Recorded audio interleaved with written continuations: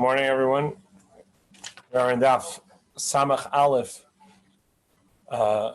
Amid Beis, the last line really on Samach Beis, on Samach Beis, Amid Aleph, right at the top. We saw in the Gemara.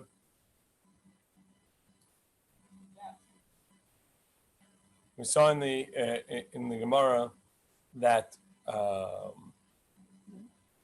the question whether kameis have a halacha of something that is kadosh, and the relevance was whether or not somebody can take it into the bathroom or not. The Gemara says, well, we should be able to prove it from our Mishnah, from the fact that you can wear it in public, and if you had to take it off when you went to the bathroom, then obviously you'd not be allowed to wear it in Rosh Hashanah, because if you can wear it in the Rosh Hashanah, because if you're going to take it off, you may carry it. And the fact that you don't carry it, the fact that you're allowed to wear it means that you won't come to carry it, and that must mean that you're allowed to walk into a bathroom with it. So the Gemara says, no, maybe you're allowed to carry it, and maybe you will take it off for the bathroom because you're not allowed to wear it in the bathroom, and you will come to carry it, and it's not a problem because you're allowed to carry it on account of that the purpose of the kameya is for healing, and as something that's healing, even if you're carrying it, that's a normal way of wearing it, because you're holding it in your hand, but its function is healing, and so that's okay. That was the last line that we saw yesterday, and Alpha Gav the Nakale Biyode Nami Shaber. We said even though he's holding it in his hand, it's going to be fine. So the Gemara retorts on Samach Beis Amud Aleph. It says no, but Tanya we learned Rabbi Yeshaya Omer Umilvad Shaloyach Zena Biyode Be'Verenim Arba Ames B'Shosarabim. Even though in our Mishnah it says that you're allowed to wear a kameya, and the wearing of a kameya is a garment because it does healing, as long as you know that it's a well-established kameya, whether, as we saw, for the kameya itself or the writer. But since you're allowed to wear it, you can go out in the public domain with it. However, you may not hold it in your hand because then it's carrying, if you carry it for 4 amos in Rosh Hashanah in a public domain. So that can't be the answer. The answer can't be that you're it really is holy and you're not allowed to wear it in the bathroom, but you can take it off and it's not a concern. That's not the answer. Rather, that you have it encased in leather, the kameya. So you have the scroll that was written as an amulet, and you have a casing, a leather casing around it. And because it's in a case, that's why it would be permissible to walk into the bathroom that way. So the Gemara challenges. Well, all the writings of tefillin are also encased, because you have the Parshias of tefillin, the writing that says Shema v'ahavta, that has Vahaya, the other Vahaya, the 4 Parshias of tefillin, and you have them inside, encased in a leather box. So the Parsha of the Torah, the Shem Hashem, is encased in leather as well, and yet we learned, Hanichnas L'beis HaKisei, somebody who goes into the bathroom, Cholitz tefillin b'richik 4 amos v'nichnas, he must take off his tefillin 4 amos far away from the bathroom before he goes in, and then only can he go in. So you see that you have to remove your tefillin when going into the Beis HaKisei, into the bathroom, even though it's encased in leather.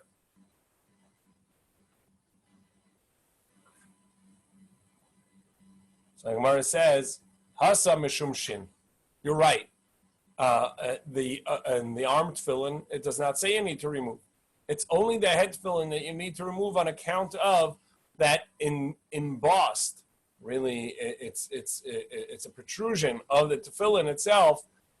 Is the shin on one side, a 3-headed shin, on the other side, a 4-headed shin. But you have the shin that is a part of the outer casing of the tefillin, the box of tefillin, and therefore, even though that the writing is on the inside, the shin is representative of Hashem's name, and therefore you can't walk into the bathroom with the tefillin shel rosh on your head because it has the shin on it. The Amar Abaye shin shel tefillin halacha Moshe Messina, as Abaye said, and we saw in brachos, that the shin of the tefillin is halacha Moshe Messina. That is a deoraisa, a biblical commandment by tradition from Moshe, and that being an essential part of tefillin and a Shem Hashem. V'amar Abaye daled shel tefillin halacha Moshe Messina, and also the straps at the knot at the back, one coming out at the top and the other strap going down, creates the daled of the tefillin, and that's also halacha Moshe Messina. V'amar Abaye, and Abaye further said yud shel tefillin halacha Moshe Messina, that the yud on the hand tefillin, which is the top of the knot, as it attaches to the base of the tefillin, there is a knot with the extra piece of ritzua, leather strap coming out of it that is knotted in the form of a yud, and that combines the top, the back of the head, and the knot at the top of tefillin, they spell Hashem's name. And that's the reason you can't go into the bathroom with tefillin. And so the question was, does a kameya have kedusha that in regards to not being allowed to walk into the bathroom? And the Gemara wanted to prove it from our Mishnah that allows you to walk out with it, which means that you can walk into the bathroom with it. And the Gemara says no, that you would only be allowed to walk out with a kameya on Shabbos if it has a leather pouch, something encasing it, which will then make sure that you're allowed to walk into the bathroom with it. And that's why you're allowed to walk in the bathroom with it. But indeed, if you had one without an encasing, which means that you would not be allowed to wear it in the bathroom and you'd have to take it off, then indeed you would come to carry and you would not be allowed to walk out with it. That's what the Gemara says at this point. The Mishnah had further said that you can't walk out with lebishiryon, lebekasta, lebemagafai. So shiryon, what is the shiryon? The Gemara says that the shiryon is zarda. Essentially, they would wear a protector over their neck and head that was made up of little metal rings, and that would take shape around the head and neck, and it was a form of armor. So that armor is the shiryon. What is the kasta? The kasta, amarav sanuarta. So it's a leather helmet that goes beneath that armor. What are the magafayim? Amarav pizamki. They were whether leather shin guards or leather boots, metal shin guards or a metal boot, a boot leg that was worn as protective armor that would protect where the shield did not. So those are things we said in the Mishnah one may not walk out with, and as we saw at the end of the Mishnah in regards to the armor, that if you went out with the armor, you're going to be exempt because it's a derabanan. Really, the armor is a form of it's a garment. It's you're wearing something as a garment, something to protect you. But Rashi says later, the concern is people think that if they see you with armor, that you're going to battle, and on Shabbos there's as we're going to see, there's a limited time that somebody's allowed to go. There's only particular times that someone's allowed to go to battle on Shabbos.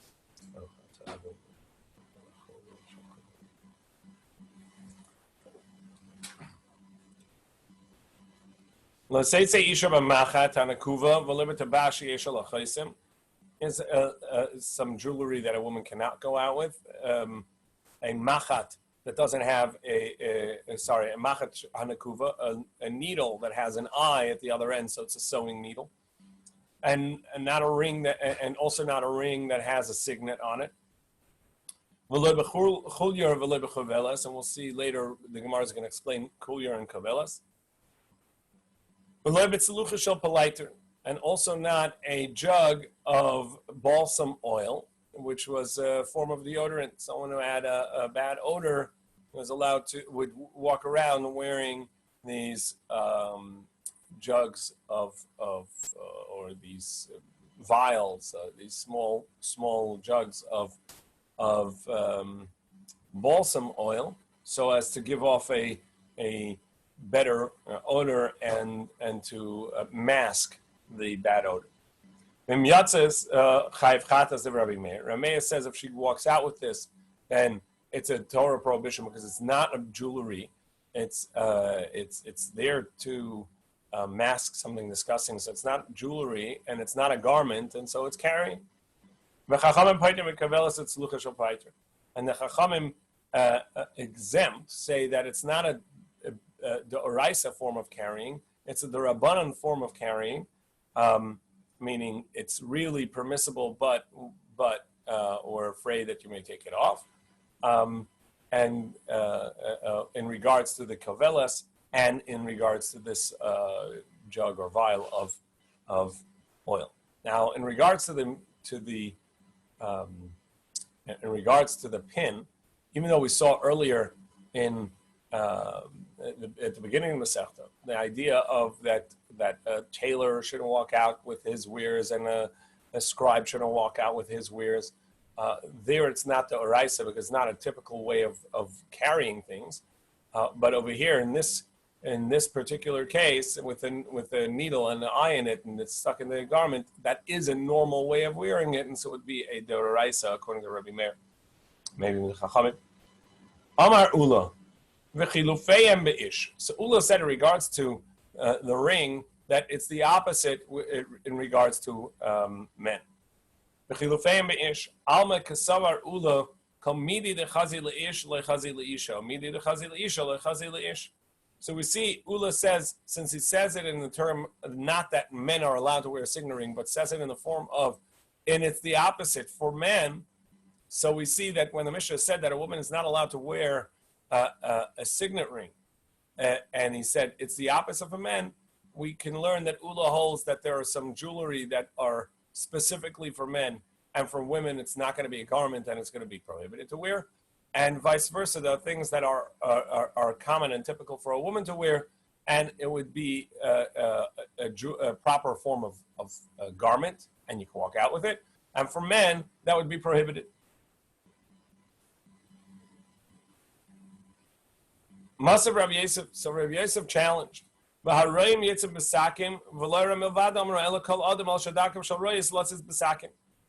would wear as a garment to protect them from rain, or to protect their garments from rain. They would wear sackcloth, and usually it was a shepherd that would walk out that way. But the halacha is, even though that it was typical for a shepherd to wear that. We say not only shepherds are allowed to wear it, anybody's allowed to wear the sackcloth for rain. It's just that typically it would be the shepherd. So you see that when one person, one group of people, one type of person wears something, it applies to all people can wear it on account of that it is typical for one group of people to wear it. So Amar Rav Yosef, says, Kasavar Ula is of the opinion, Nashim Am B'fnei Atzmanim, that you can't compare and say that because women wear something, therefore everybody can wear it on Shabbos. No, they're literally a nation upon themselves, meaning they have their own social norms, and as such have their own, halachically, their own category. And if something is typical for women to wear and not for men to wear, so you can't say, look, some people wear it and therefore you can wear it and it won't be called carrying. No, we judge men or males as one and females as another, and whatever one wears is not necessarily going to allow it for the other. Shepherds versus non-shepherds, that's just a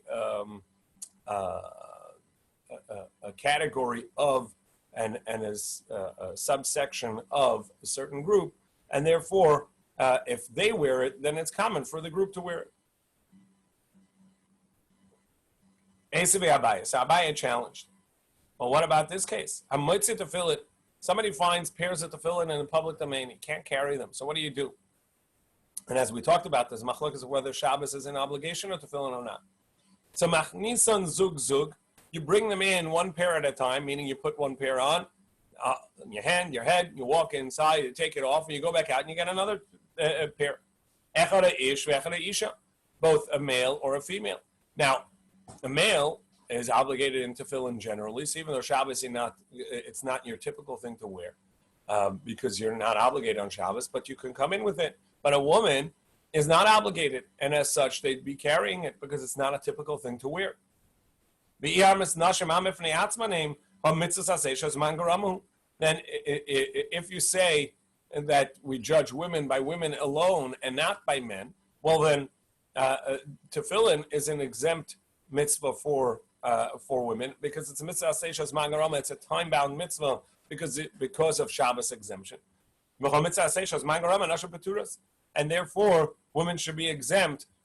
Women are exempt of all mitzvahs that are time bound, and so they would be exempt of tefillin.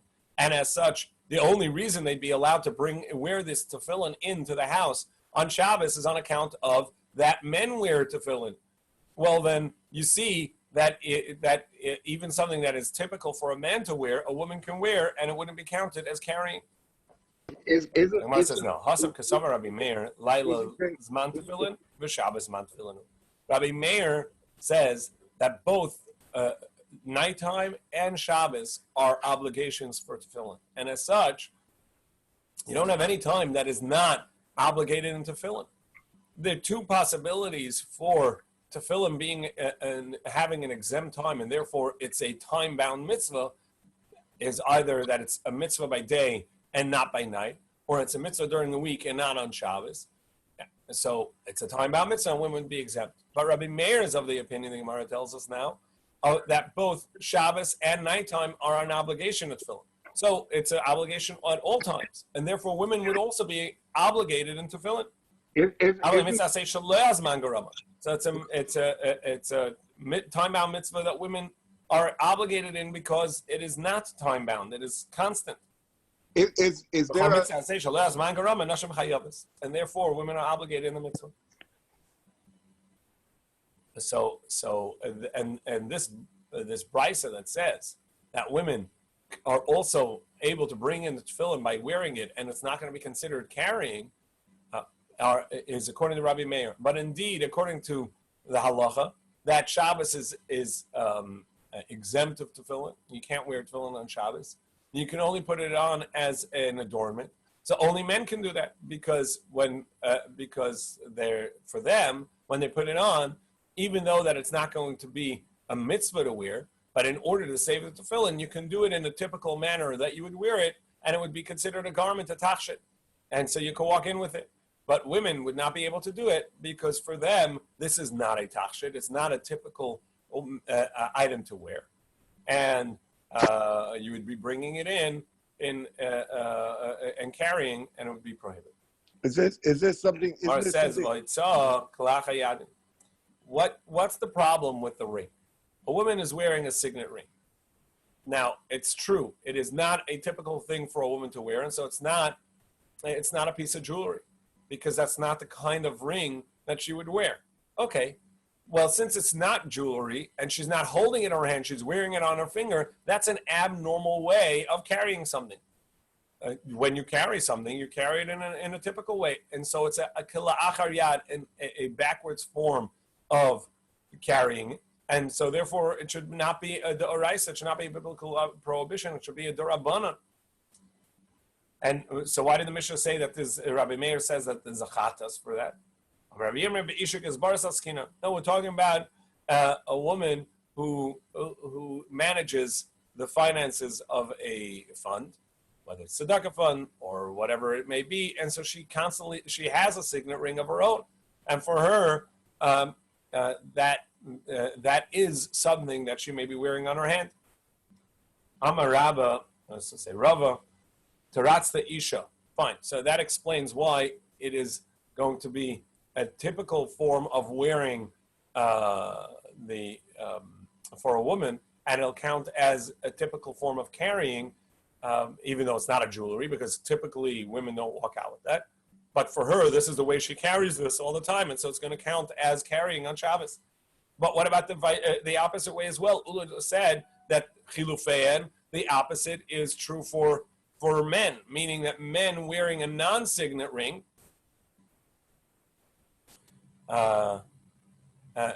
men wearing a non-signet ring would.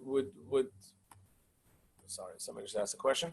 Men wearing a regular ring, the non-signet ring, which is not typical for them, would count as carrying on Shabbos, and it would be usher. Why? Why is that carrying? After all, it's not a typical way of carrying these non-signet rings. Somebody just asked,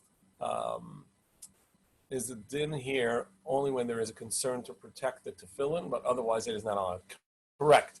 This idea of wearing tefillin on Shabbos, both according to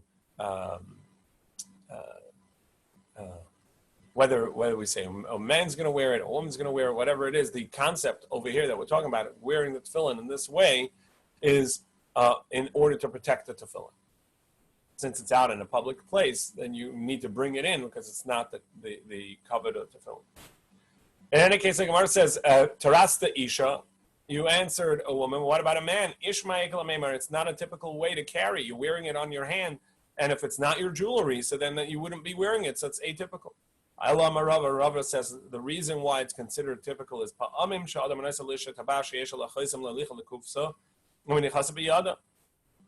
sometimes someone who has a signet ring will give it to a woman, a man to his wife, or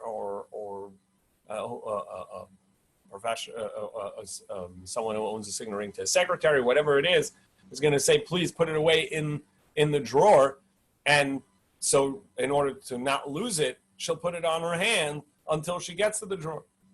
And that's not uncommon, that's not atypical, and so it's considered a typical form of carrying. Similarly,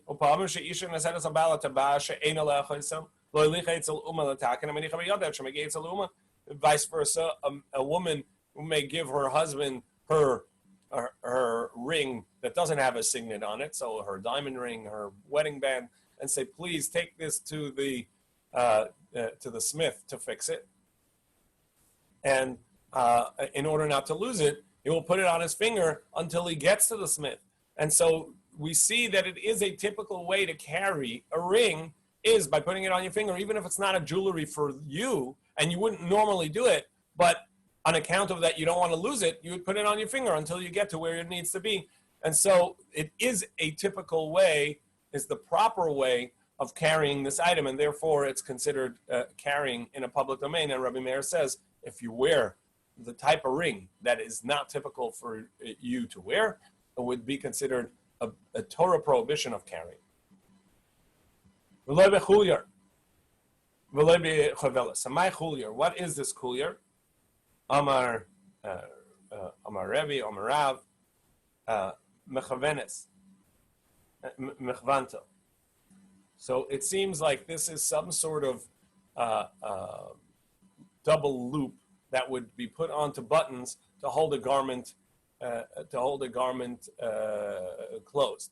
So you have two buttons, and you needed a double loop or an S shape that would go on and hold it together to hold your garment together. And if you're wearing it as such, that it's actually holding your garment together, it seems that would be okay, because that's what it's meant for. So you're not going to take it off because your garment is going to open. But if you're wearing it as instead of the way it's meant to be, to hold your buttons closed, you're wearing it as a piece of jewelry, and you stick it in and you loop it on your clothing as a form of an adornment. That's not a typical way to wear it, and therefore it'd be carried. What is a kavelas? Amarav chumras of the fila. Again, this is a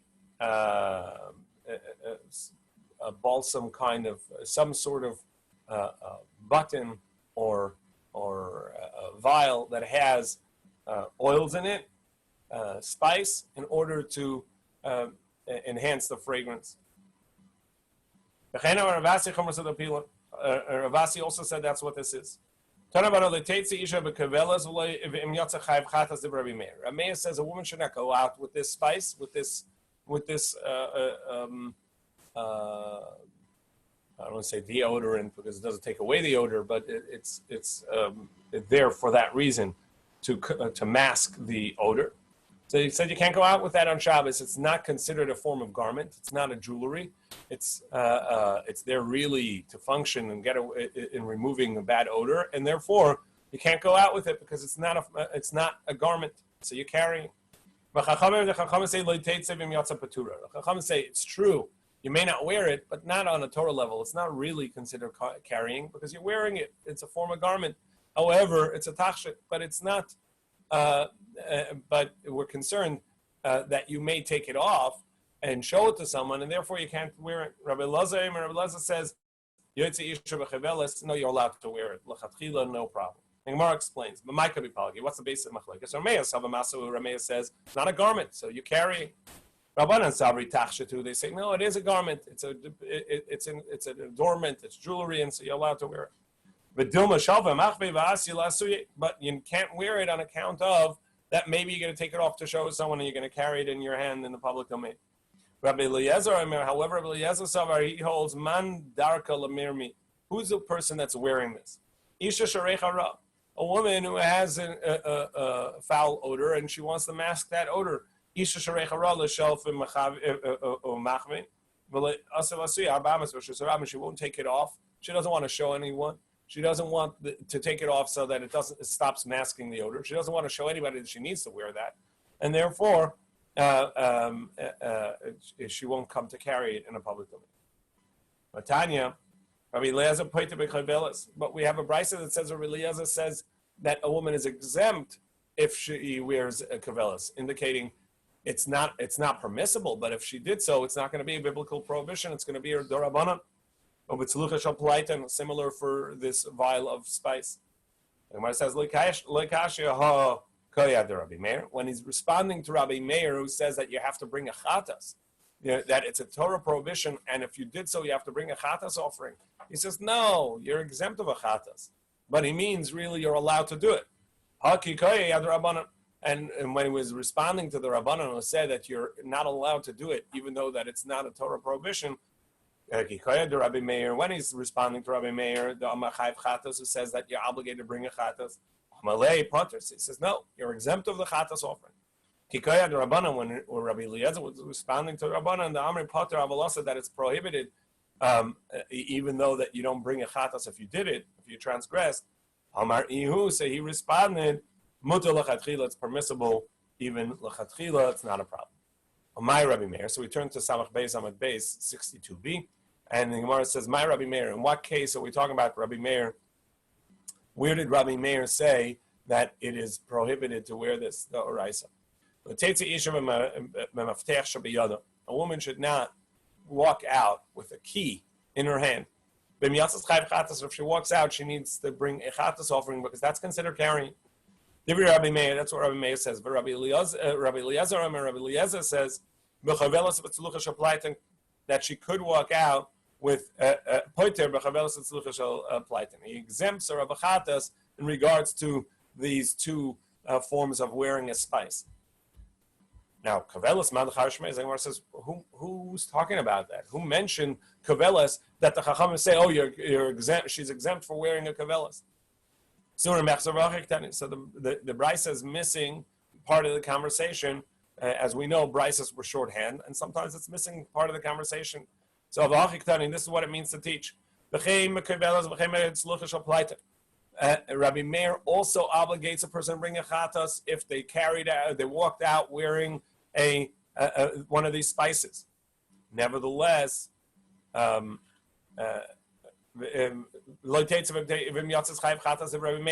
what Rabbi Meir says. Nevertheless, Rabbi Eliezer Rabbi Eliezer says, even though I agree to you that she's going to be exempt, she's going to be obligated in a chatas if she carries a key, she will be exempt if she wears one of these spices. And in that, the Gemara says, when he said exempt, he was only responding to Rabbi Meir, who said that she's obligated in a chatas, and he says, no, she's exempt of the chatas. But in truth, Rabbi Eliezer holds not only is she exempt, but she's also permissible. L'chatchila, it is she can go ahead and wear it without a problem.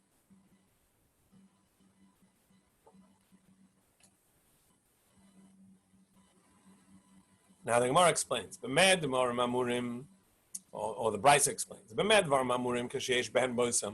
this that she's allowed to wear these spice boxes or vial of balsam oil, that she can walk out with it, is when there's actually some spice in there. But if she does not have balsam in it, there's no spice in it, then everybody, even Rabbi Eliezer and even the Chachamim, are going to agree that chayiv, she's going to be obligated because she's carrying something that does not have a function. It does not work for its intended purpose. So it's not a jewelry. It's not a piece of jewelry. It's not an adornment anymore. And as such, you wearing it is going to be carrying in a public domain on a Torah level of carrying it. And chayiv chatas, she's going to bring a chatas. Now, for the next lines in the Gemara, we're going to need a two-part introduction. The halacha is that there's a minimum amount that you have to carry in order to be chayiv chatas. The minimum amount is in regards to food or in regards to various things. What is the minimum usable or functional form of that? So we'll see a list of things the Gemara is going to tell us later on about if you're carrying something, what's the minimum amount? So if I have the minimum amount of food, let's say a gruperas of a certain food, this amount, and I'm carrying it on a tray. The tray itself is maybe I don't know, a 9 by 12, or 10 by 13, whatever it is. It's a full tray.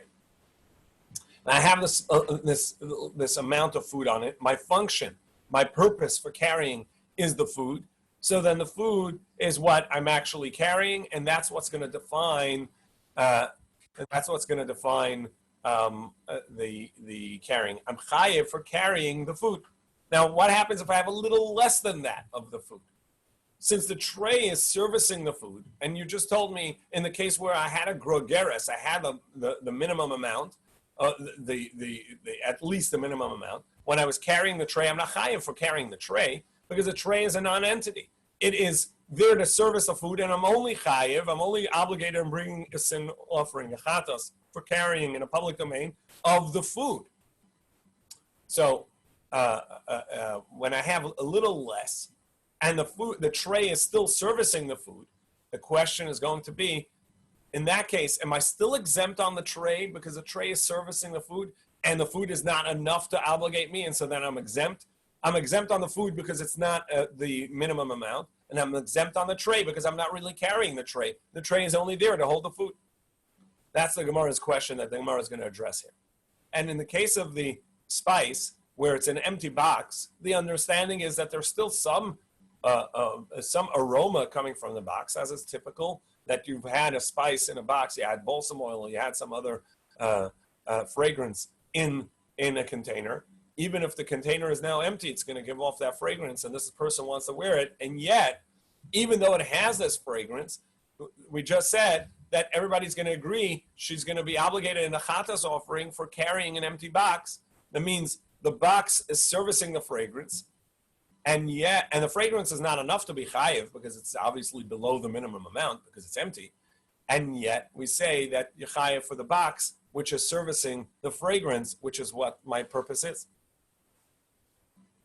So from here we can deduce, I might say, that if somebody carries less than the requisite amount of food on a tray, that the tray is going to, the vessel is going to be considered what you're carrying, even though it's there to service the food. But since the food is not a requisite amount, so I'm obligated on the tray. We see that from here, because even though what my purpose is to carry the aroma, the fragrance, and the vessel is only servicing that aroma and the fragrance, and yet I'm chayiv for carrying the vessel. When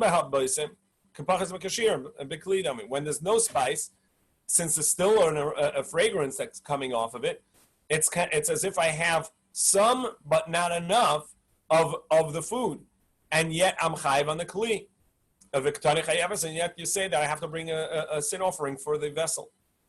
So the Gemara says, I'm going to tell you that really, in general, the whatever vessel is servicing, whatever is servicing the food is indeed going to be exempt. And if you don't have the requisite amount of food, you will be exempt on both. You don't have enough food, and the vessel is there only for the food, and so it's going to be pater. Nevertheless, over here it's different. Here you're going to be chayiv on account of that there is no substance at all. It's only aroma. It's only fragrance. There is no foodstuffs. There's no oil left, and therefore you can't tell me the vessel is servicing the spice, because after all there is no spice in there, and that's why he's chayiv. But indeed, in a tray carrying food, you'd be chayiv. You'd be exempt on account of the tray is not itself carrying, and the food is below the requisite amount. Now, once we talk about spices, the Gemara is going to bring us various verses in regards to spice and oils, and make a drash on them. In Amos, the Navi says that Kollel Yisrael is going to be exiled from Yerushalayim on account of its haughtiness, on account of its gaudy lifestyle. Hashosim b'mizrkei yayin, the drink out of pourings of wine. We'll see soon what mizrkei yayin is. Zarak is thrown. Mizrkei is multiple throwings of wine. What does that mean? V'reishis shemanim yimshachu, and the finest, the best of the oils you anoint yourself with. So what does that mean? Amar Rabbi Yehuda, Amar Shmuel, Zepulaitim. This is balsam oil. Masav Rabbi Yosef, Afal Plaitim Gazar. How can it be? Even Plaitim was prohibited to be worn or to be used after the destruction of Beis Hamikdash. There were many things that were prohibited on account of that it brought too much joy and frivolity. Rabbi Yehuda ben Bava prohibited Plaitim as well. This balsam oil, and the Chachamim did not accept that, did not agree to it. But if you tell me that it's too much pleasure, why do the Chachamim admit, if this verse is saying that the Plaitim is too gaudy, too pleasureful? So why didn't the Chachamim agree to Yehuda ben Bava? Abayis said, what about wine? Which we see that it says that they drank wine out of these mizrakim. Rabami and Ravasi explained, Chadama Kenishkanin, one said that it was this glass jug of wine that had multiple straws built into it, and multiple people could drink straight out of the jug. That they would toss glasses of wine from one another, and that's what mizrakim. In any case, Hachanami, the Aser, would you say that's prohibited? And of course not, because we know that we drink wine out of glasses. And even these jugs, Rashi said that they had them and they would drink from them. We see Rabbi Rav Huna came to the Reish Galusa's party and he drank out of the Kanishkanim and he didn't stop them and didn't say anything to them. It's both. Something that has both pleasure, so it's too hedonistic, and simcha, joy, which can lead to frivolity. That that combination is what the Chachamim said after the destruction of Beis Hamikdash we don't do. But if something is just of pleasure, or something just of simcha, we're not prohibited. In those psukim in Amos, it says further that part of their sins were Vashechal Mita Shein, was sitting on ivory beds or lying on ivory beds, and they were putrid on their beds, disgusting on their beds. So what is this seruchim? What is this foul odor on their beds? That they would get up in middle of the night, and since they didn't wear garments, they were naked, and they didn't want to go out to the outhouse, and so they would urinate right there at their beds, and that's disgusting. Megadav bar Rabbi Abo. So Rabbi really disagreed strongly about that. He said, well, no, even though that's not a nice thing to do, but that's what the verse means, cannot be. If that's the case, the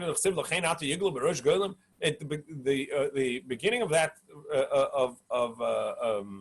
the end of that section in Amos says that that's why they are going to be exiled. They're going to be exiled because they were disgusting and urinated by their bed. That can't be it. That's why they get exiled. Rather, Rabbi Abo says this is the meaning. It's people that would have parties together. They would eat together. And when they would get too excited in their parties, they would move their beds near each other. And they would swap their wives one another. And their beds were disgusted, were disgraced, were putrid with the semen of somebody else, with the seed that is not their own. Rabbi Abo says there are three things that bring a person to poverty. And these are them. Somebody who does something disgusting in the manner of urinating in front of his bed. Even though it says Orim naked, Rashi says that's not the concern, because they would sleep that way, but on account of being unclothed, you would not want to walk out into the outhouse, and to get dressed was too cumbersome. And so they would urinate there, and that was disgusting. And so on account of that, you bring poverty. When somebody who's not careful to wash his hand, and we'll see that. And if his wife is mad at him and curses him. So, somebody who urinates in front of his bed, that's only if he's facing the bed. But if he turns away from the bed, no issue, right? Their floors were made of ground, and so it would get absorbed that far away. It's not a problem. And even facing the bed is only a problem. That's only if you let it go to the ground. But in a bedpan, that's not a problem. And this that he said that somebody who belittles hand washing. What does that mean?